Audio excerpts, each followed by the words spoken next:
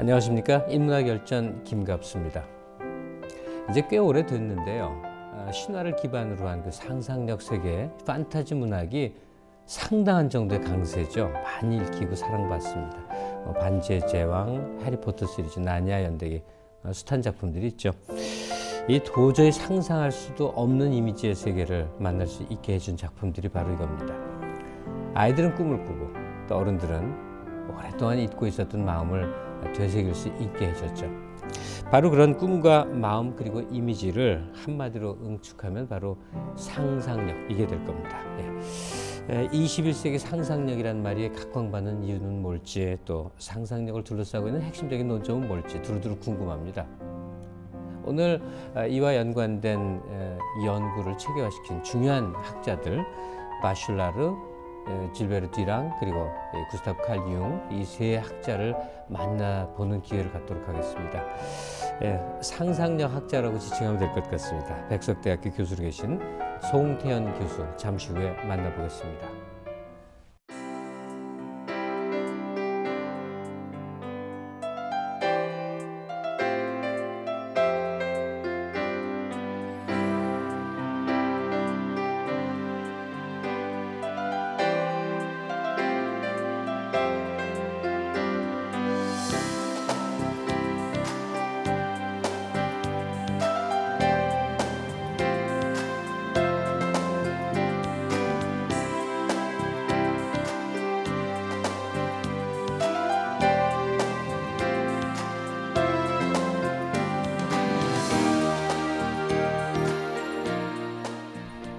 네, 백석대학교 송태현 교수 모시겠습니다. 선생님 안녕하세요. 안녕하십니까? 예. 선생님 그 저서에 날개에 보면 이렇게 이제 저자 소개글 있지 않습니까? 근데 보니까 지필이 나는 이렇게 된 거 보니까 직접 이제 스스로 쓰신 건데, 문학을 연구하게 된 게 상상력 세계에 빠져든 게 낭만주의적 기질 탓이다. 그 부연 설명이 좀 필요할 것 같은데요. 아주 로맨틱한, 혹시 데이트를 많이 즐기시는 분이신지요? 예, 전 스스로 제가 낭만주의 기질의 소유자라고 생각하고 있습니다. 네. 왜냐하면 우선 뭐 규율과 그 규칙, 속박 이런 걸 아주 싫어하고 자유를 아주 좋아하고 또 상당히 반항적이기까지 한 인물이기 때문입니다. 네. 그런데다가 저는 특별히 자연을 아주 좋아했습니다. 예. 그래서 어릴 때 여행을 하면 그 창밖으로 보이는 그 경치를 바라보는 걸 그렇게 좋아했습니다. 예. 그 자연 속에서 산책하고 몽상하고 하는 걸 아주 즐겼기 때문에 저 스스로 낭만주의 기질이 아닌가 그렇게 생각을 해봤습니다. 음성에 약간 이제 지방 목소리가 섞여 있으신데 말이에요. 그렇군요. 저는 그런 체험을 못 해봤어요. 도시 한복판에서 태어나 자라고 말이죠.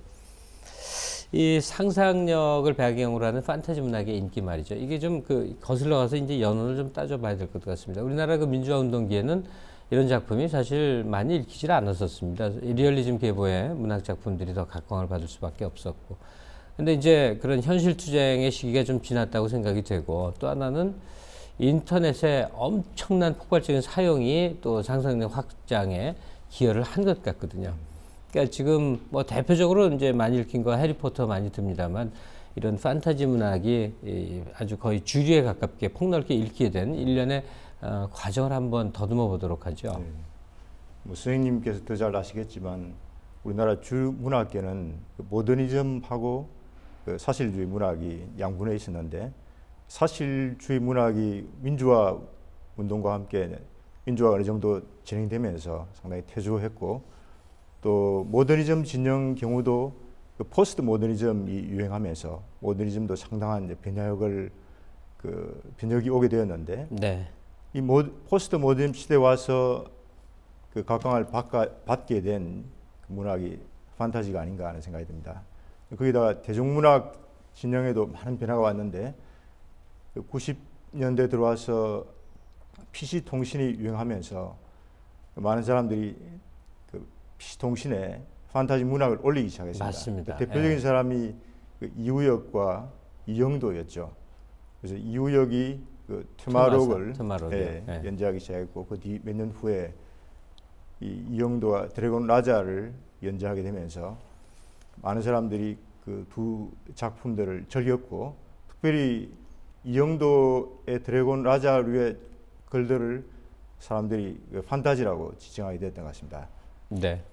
오늘 이제 송태현 선생님 모시고 뭐 판타지 문학 쪽 얘기하려는 건 아니고 이건 이제 단서나 전제에 해당되는 얘기라고 생각이 되고요. 상상력 자체 체계화, 상상력의 학문적 연구 여기에 대해서 좀 한 발 더 들어가 보려고 이제 생각을 하는 건데요. 그 전 단계 전제되는 얘기라고 그럴까? 인간은 상상력의 동물이다. 뭐 이렇게 말할 수 있지 않습니까? 이 표현을 좀 더 해명을 해보면 어떻습니까? 전통적으로 서구에서는 인간을 이성적인 존재로 규정해 왔죠. 특별히 데카르트의 나는 생각한다, 나는 고론하는 존재한다. 여기서 우리가 알 수 있듯이 그 사유 주체로서 인간을 많이 강조해 왔습니다. 예. 그런데 사실 인간을 사유 이성만으로 규정한다면 너무나 편협한 정의가 아닌가, 또 너무나 메마른 정의가 아닌가, 그런 생각을 합니다. 그런 점에서 인간을 좀 더 더 넓게, 좀 더 풍요롭게 정의하고자 하는 시도 속에서 그 상상력에 대한 새로운 그 지평이 열렸다고 생각합니다. 그러니까 산업사회, 근대를 가져온 산업사회의 배경에 상상력이라는 것이 중요한 가치로 대두됐다. 그리고 이제 세월이 많이 흘러가면서 여러 가지 다른 가치들에 의해서 좀 상상력이라는 게 덜 중요시 됐는지 모르겠는데, 이런 21세기적인 새로운 지평, 그러니까 디지털 문명이라는 게 개막되면서 다시 한번 또 이제 상상력 세계가 중요시 되는 게 아닌가 싶습니다.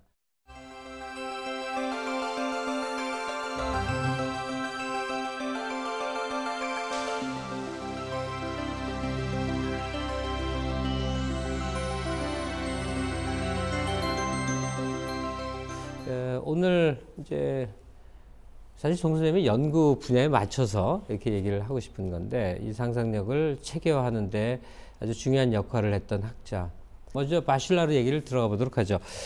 바실라르 하면 뭐 시학, 그 시를 뭐 불의 이미지 뭐 해서 뭐 굉장히 어렵죠. 처음에 바실라르 저서 전 읽었을 때요.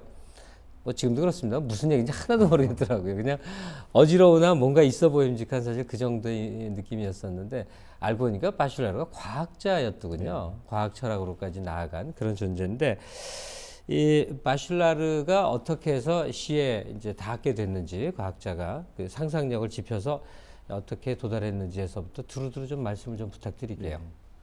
네. 바실라르는 상당히 특이한 인물입니다. 왜냐하면 20세기를 대표하는 그 프랑스의 과학 철학자이면서 동시에 문학 비평 이론에 가장 큰 영향을 미친 그런 상상력 철학자였기 때문입니다. 바실라르가 그 시학의 과학 철학자로서 그 시학에 관심을 가지게 된 계기를 말해주는 그 유명한 에피소드가 있습니다.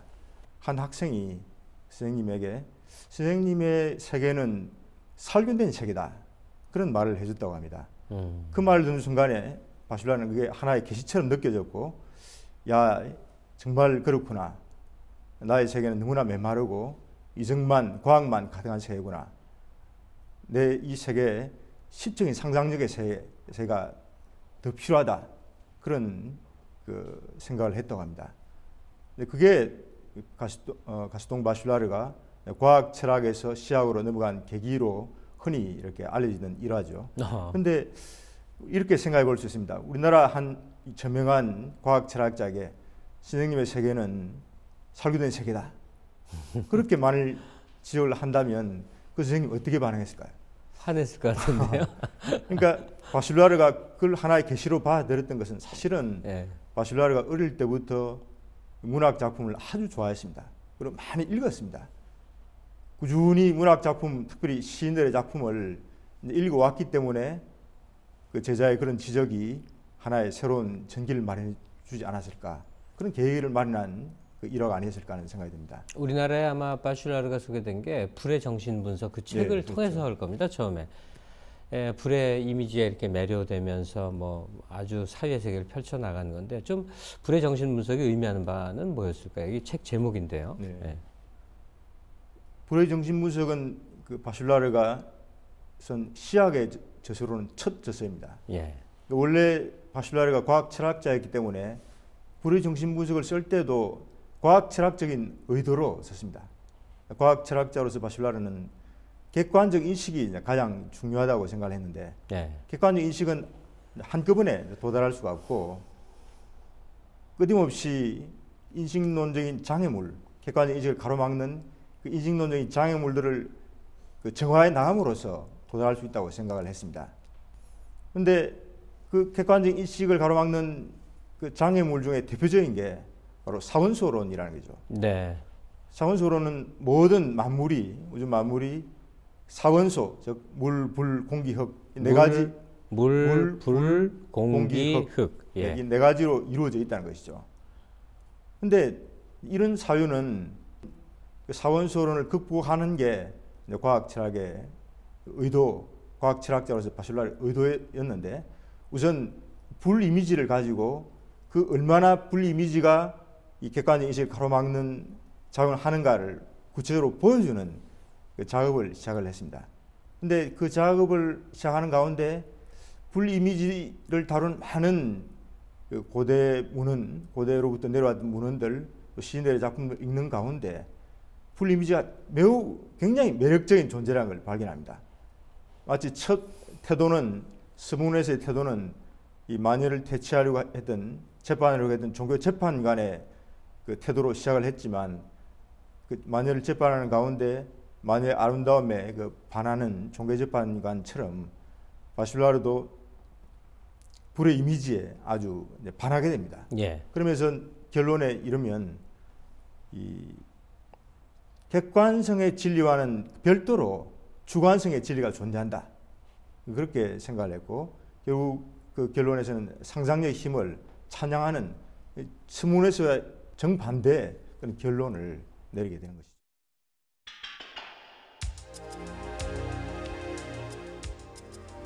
바슐라르의 물과 꿈.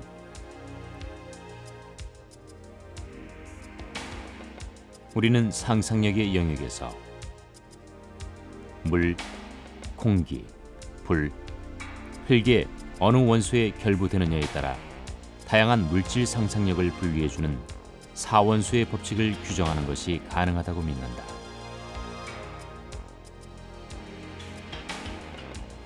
그리고 만약 우리가 주장하는 바와 같이 모든 시약이 물질 본질의 구성 요소를 받아들여야 한다면 시의 영혼들을 가장 강력하게 결합하는 것은 원초적인 물질 원소에 의한 분류임이 틀림없다. 하나의 몽상이 하나의 작품을 제작하는데 충분한 항구성을 가지고 계속되기 위해서 또한 그것이 단순히 덧없는 무의의 시간이 아니기 위해서는 자신의 고유한 물질을 찾아야만 하며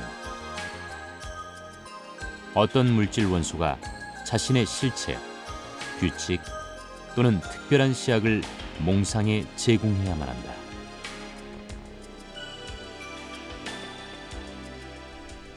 네, 바슐라르의 그 시 구조 분석이나 뭐 미학의 세계 이건 사실 쉽게 접근하기는 어렵습니다. 다만 이제 제 개인적인 궁금증이라고 할 수 있는 것 그리고 되게 연구서들에서 언급한 것들 하나 좀 여쭤보겠는데 도대체 어디까지 상상이 가능한 것인가 하는 궁금증이 있습니다. 그러니까 뭐 상상이라는 건 지금 현재 있지 않은 것을 어떻게 이제 꿈꾸는 것일 텐데 이 감각의 경험치, 그러니까 감각 세계에서 이미 경험한 것들의 어떤 변형으로서 상상인 것인지 정말 자기 삶에 내재되지 않은 것들을 인간은 끌어올 수 있는 건지 바슐라르는 어떻게 생각한 거죠? 이 바슐라르는 상상력을 두 가지로 구분을 했습니다. 예.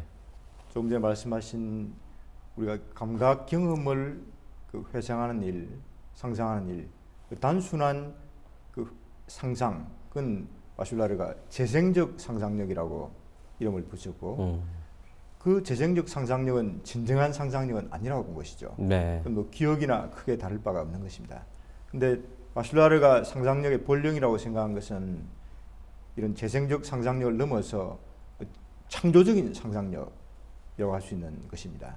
그러니까 우리가 재생적인 상상력은 경험한 것만 상상할 수 있는 것이죠. 그렇지만 창조적인 상상력을 하게 되면 경험하지 않은 것도 상상할 수 있다는 것이죠. 예. 그게 바슐라르에게 아주 중요했던 것이고 또 바로 그 창조적인 상상력관이 그 문학 비평에 20세기 프랑스 문학 비평, 그 신비평에 큰 영향을 미치게 되었습니다. 그 동안에는 재생적인 상상력의 바탕에 왔기 때문에 뭐 예를 들어서 우리가 A라는 어떤 작가가 A라는 삶을 살았다. 그러면 그 A와 유사한 A-라는 작품을 나왔을 거라고 생각했죠. 네. 그래서 그게 그런 이론에 바탕해서 그 작가의 전기를 연구하는 것이 아주 중요한 작업이었습니다. 작가 이런 삶을 살았으니까 이런 작품을 나왔다. 그 나무의 그 열매다. 그 열매를 잘 알기 위해서는 그 나무를 잘 알아야 된다. 그런 입장이었습니다. 그런데 바슐라르는 이 창조적인 상상력을 중시했기 때문에 어떤 작가가 A라는 삶을 살았지만 A와 유사한 A-라는 작품을 낳을 수 있지만 창조적인 상상력이 강한 사람은 A와는 전혀 다른 not A의 작품을 낳을 수도 있다는 것이죠. 그래서 오히려 천재일수록 그런 not A의 작품을 낳을 수 있기 때문에 전기적인 상상력, 전기를 통해서 문학 작품이 접근하고 재생적 상상력에 바탕한 그 상상력보다는 그 창조적 상상력에 바탕한 비평을 훨씬 바슐라르는 옹호했습니다. 상상력도 그 격이 있는 거네요. 예. 단순 재생이 있고 창조적인 영역이 있고 말이죠.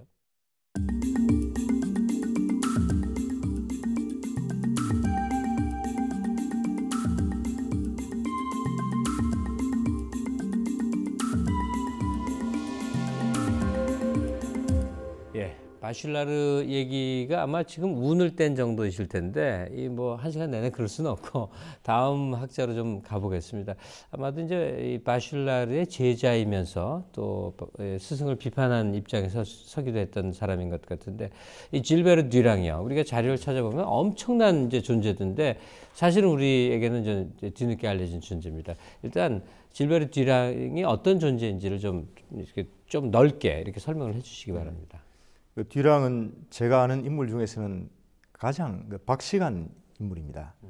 우선 그 과학 철학에서부터 시작해서 그 문학, 사회학, 인류학 이런 우리가 생각할 수 있는 그 인문, 사회, 자연과학 전반을 이렇게 폭넓게 공부했을 뿐 아니라 이 음악에도 조예가 깊었고 모차르트 오페라를 상연하기도 했던 분입니다. 또 그 자신이 화가이기도 했던 분이었습니다. 이렇게 아주 과학 예술 전반에 폭넓은 그 실력을 연마한 그런 분이죠. 이른바 뭐 르네상스적 만능인 네, 그런 그렇죠. 모습이군요. 예. 네. 이 듀랑은 자신에게 두 명의 스승이 있다고 이야기합니다. 한 분이 조금 전에 우리 이야기 나눴던 가스통 바슐라르였던 것이죠. 예. 소르본 대학에서 바슐라르에게서 과학 철학을 강의 들으면서 우리 온전한 인격을 위해서는 이 과학뿐 아니라 문학, 시학, 예술 이런 데도 많은 관심을 가져야 된다. 상상력에도 많은 관심을 가져야 된다. 이런 가르침을 받았고 또 한 분의 스승이 있다고 듀랑은 주장하는데 그 스승은 전쟁입니다. 예. 그렇게 2차 대전에 참전하면서 도대체 이 2차 대전을 일으킨 것이 과연 무엇일까라고 질문하는 가운데 결국 이 이성만을 맹목적으로 추구해왔던 그 서구, 이 과학 기술만을 맹목적으로 추구해왔던 그 서구가 결국 2차 대전을 낳은 것이 아닌가 그렇게 생각하게 되었다는 것이죠. 이런 그 이성과 과학에 대한 그 반성 그리고 상상력과의 만남 이런 것들이 듀랑을 형성했다고 할 수 있습니다. 예. 직접 바슐라르에게 강의를 들은 직접 제자에 그렇죠. 해당되는군요. 이 두 사람의 근본적인 차이점은 어디서 빚어지는 겁니까? 예, 듀랑은 초기에는 그 스승의 입장을 많이 따랐습니다. 네. 근데 날이 갈수록 그 스승과의 격차를 두게 되죠. 특별히 이제 가장 중요한 차이점은 그 상상력관이라고도 볼 수 있고 그 바슐라르가 내세웠던 이원론의 극복이라고도 볼 수가 있습니다. 바슐라르는 그 이성과 그 상상력을 나누었지만 네. 그 듀랑은 이 오늘날 우리 시대에는 이 두 가지 만남이 오히려 더 중시되는 그런 시기라는 것이죠. 네. 그리고 바슐라는 전통적인 지식을 아까 말씀드렸던 연금술이나 점성학과 같은 그런 전통적인 지식들을 거의 미신으로 치부하고 이 객관적인 인식의 세계에서 버려두었지만 쫓아내야 된다고 생각했지만 듀랑은 이런 전통적인 지식이 아주 중요하다. 오늘 첨단 물리학에서도 첨단 과학 이론에서도 이런 전통적인 지식들을 새롭게 조명하고 있다. 이렇게 생각을 하는 점에서 바슐라랑 많이 다르죠. 예.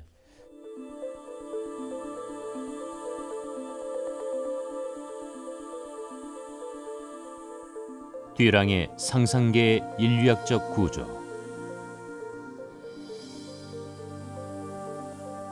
바슐라르는 대지의 물질이 흙덩이는 물렁하고 바위는 단단하듯 내향성도 부축이고 외향성도 부축이기 때문에 애매하다는 것을 깨닫는다.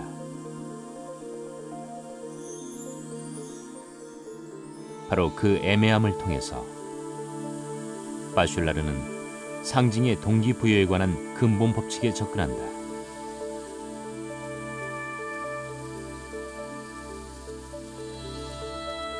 즉, 모든 원소는 양가적이며 정복으로서의 초대인 동시에 내향적 동화를 이야기하는 거부이기도 하다는 사실이다. 마찬가지로 물과 꿈에서도 맑은 물은 복합적인 물이나 깊은 물과 같은 의미를 지니는 것이 전혀 아니며 또 잔잔한 물의 의미는 난폭한 물과 반대되므로 물 원소는 자체 내에서 나뉘게 된다. 그러기에 원소 분류라는 것이 양가성을 해소할 궁극적 동기들을 드러내지는 못하는 셈이다.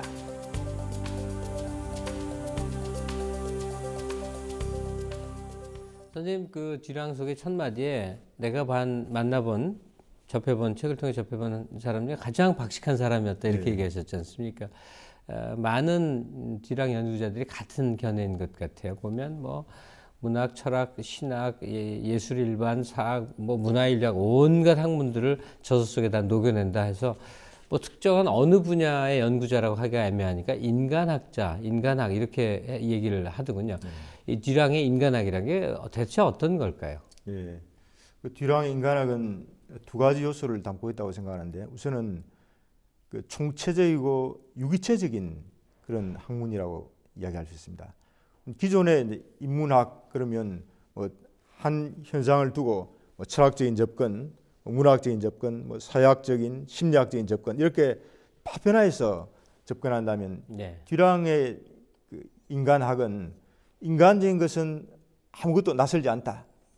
인간적인 모든 것을 에 대해서 다 접근하는 것을 허용하는 그런 총체적이고 또 그러면서도 유기체적인 즉 심리적인 요소만 있는 게 아니라 그 심리적인 요소 속에는 사회적인 요소가 있고 또 사회적인 요소 속에는 심리적인 요소가 있다는 이런 유기체적인 접근을 하는 총체적 유기체적인 접근이 첫 번째 특징이라면 네. 두 번째 특징은 이 인간학은 인간을 위한 인간학이 되어야 한다는 것이죠. 이성과 과학이 결국 2차 대전을 낳았다면 아우슈비츠와 히로시마를 낳았다면 이제 그런 맹목적인 지식을 추구하는 파우스트적인 그런 지식을 추구하는 그런 학문이 아닌 인간을 위한 학문. 그래서 박애주의자 인간학자를 듀랑은 박애주의자라고 규정을 합니다. 네, 휴머니스트. 예. 이 듀랑은 상당히 흥미로운 존재군요. 그러니까 상상력 세계를 펼쳐가는 사람들은 이 가혹한 현실 세계의 동향에 대해서는 좀 약간 벗어나 있는 듯한 무관심한 듯한 모습을 보일 수도 있거든요. 사실 국내 이 학계나 문학계 연구 풍토 또 창작계에도 그런 구분법이 좀 있었습니다. 근데 듀랑은 온몸으로 다 구현한 건데요. 상상력 연구자이면서 네. 2차 대전 나치라는 파시즘의 공포를 제가 온몸으로 겪어서 거기 또 저항한 삶을 갖고 그래서 결국 그 둘의 만남을 중요시했다 이렇게 얘기되는군요.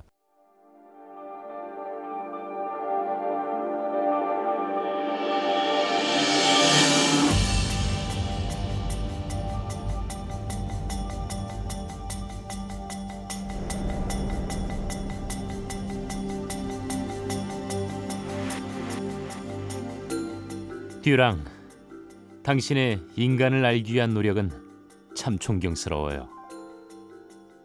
송 교수, 그건 어쩔 수 없는 나의 운명이라오. 실증주의와 과학주의로 무장한 서구의 의식 없는 과학은 날 경악해 했소. 레지스탕스였던 젊은 날, 난 이런 참혹한 전쟁 따위를 만든 인간들에 분노했소. 의식 없는 과학? 인간을 향한 과학이 아닌 과학을 향한 과학이라고 말할 수 있을까요? 그렇소. 아우슈비츠의 참혹한 죽음들, 히로시마에 투하된 핵폭탄, 누가 책임져야 할까? 바로 의식 없는 과학을 경유했던 그들이요.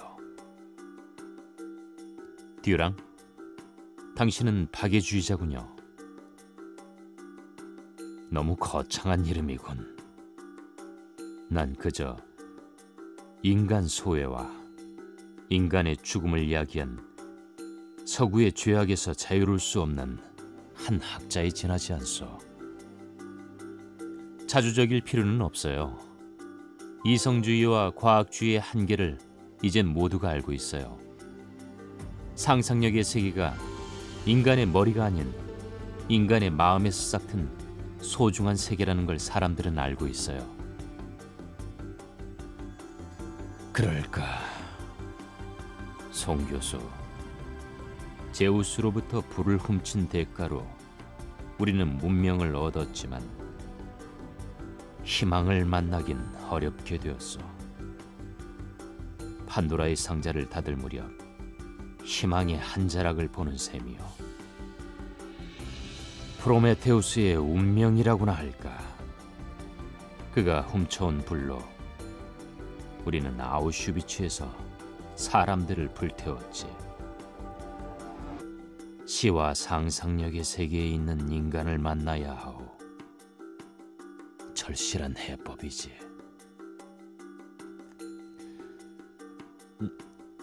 늦었을까요? 송 교수, 운명을 거스르는 재미도 있어야지. 상상해 보게나.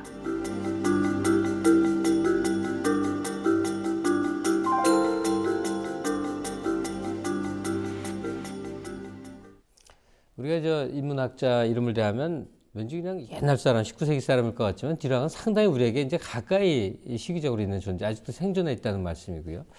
글쎄, 듀랑이 정리해낸 그 많은 얘기인 것 중에서 우리가 이제 상상력, 21세기 상상력에서 그걸 굉장히 중요시하는데 그것은 이성에 기반을 뒀던 시대 다음의 모습 아니겠습니까? 지금 그 21세기 상상력이라는 게 듀랑이 강조하는 그 강조점은 어떤 걸까요? 예, 그 바슐라르는 이성과 상상력을 둘로 구분을 했죠. 네. 근데 듀랑이 볼 때는 바슐라르의 그러한 구분이 바슐라르 시대에는 오를 수 있지만 1960년 이후로 이루어진 그런 인문 자연과학의 발달로 미뤄 볼 때는 이제 그 구분이 옳지 않다는 것이죠. 예를 들면 듀랑은 즉 오늘날은 이 시와 상상력 그리고 과학이 서로 만난다는 것이죠. 네. 예를 들어서 유명한 노벨 물리학상을 수상한 이 파인만 경우에 네. 이분은 자신의 그 양자역학을 가장 잘 표현할 수 있는 방법이 시라고 생각을 했습니다. 그래서 시로 자신의 세관을 표현한 적이 있었습니다. 그리고 제가 프랑스에 있을 때 양자역학과 관련된 그 책을 사기 위해서 서점에 가서 책을 훑어보는데 분명히 양자역학 책이었는데 온통 시로 되어 있었습니다. 그게 그 프랑스의 이론 물리학자인 니콜레스쿠라는 그 물리학자가 쓴 양자역학 책입니다. 예. 이런 식으로 오늘날 이 물리학과 그 시가 상상력이 만나고 있습니다. 또 잘 아시겠지만 프리조프 카프라 같은 사람이 현대 첨단 물리학 이론이 얼마나 동양의 세계와 가까이 있는가 그런 걸 밝힌 책을 물리학의 도라는 책에서 밝힌 내용을 그 책에서 다루었듯이 듀랑도 굳이 이 동양의 세계만 동양의 전통뿐 아니라 서양의 전통에서도 얼마든지 이런 그 현대 물리학과 유사한 그런 내용이 있다는 것이죠. 사실 듀랑의 입장에서는 전통에 가면 동양과 서양이 모두 만난다는 것이죠. 동양의 전통, 서양의 전통이 아니라 모두가 다 동일한 전통 속에 있었다는 것이죠. 네.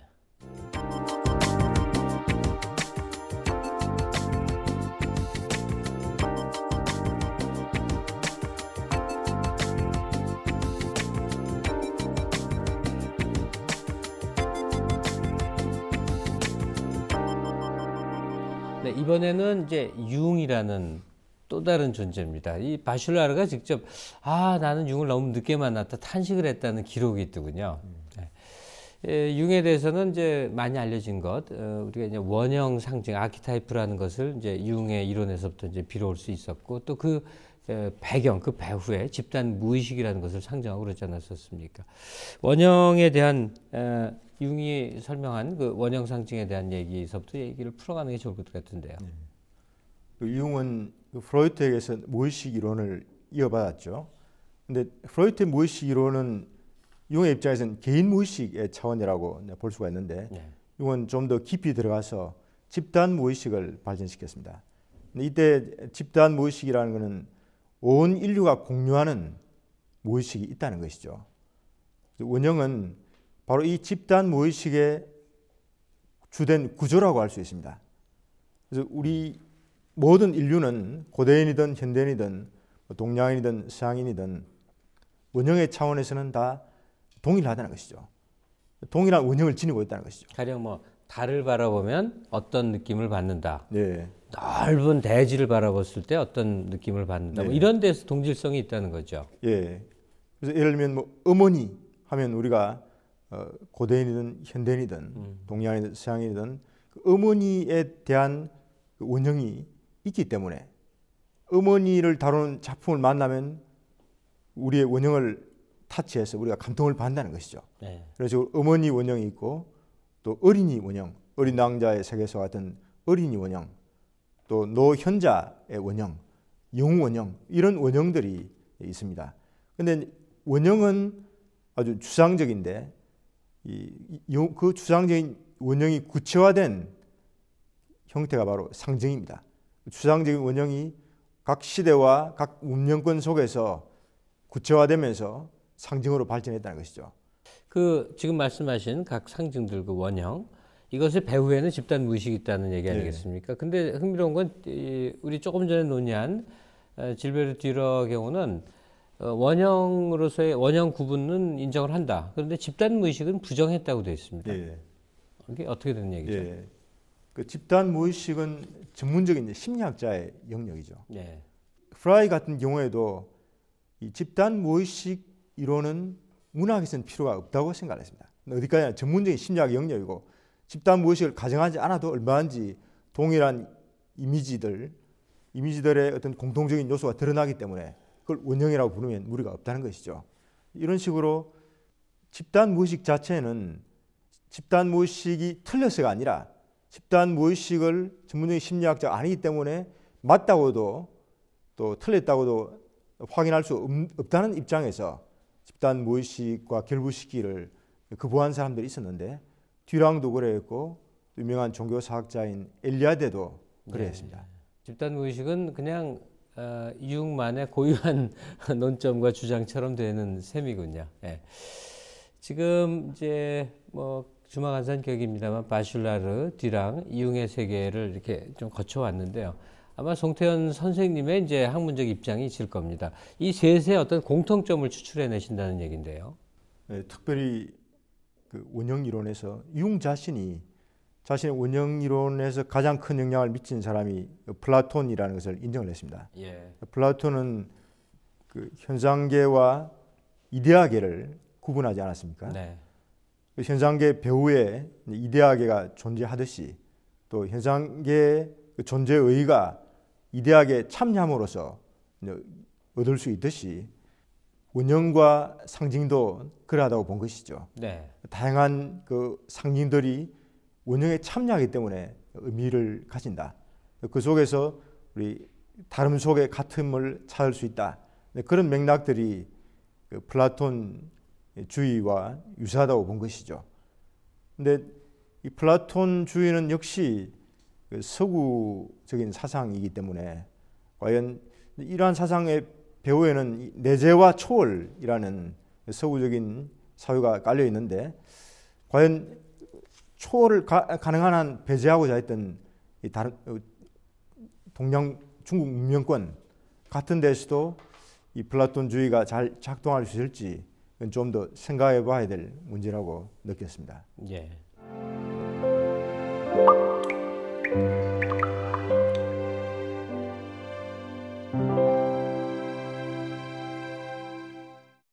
네, 이제 낭독의 힘이 함께하는 시간, 울림 있는 인문학 순서입니다. 오늘 백석대학교 송태현 교수와 함께 이 상상력 이론에 대한 얘기를 나누고 있습니다. 오늘 어떤 책의 어떤 글귀를 읽어주실 예정인지요? 예, 판타지에 담겨 있는 내용을 읽어드리도록 하겠습니다. 네, 부탁드립니다.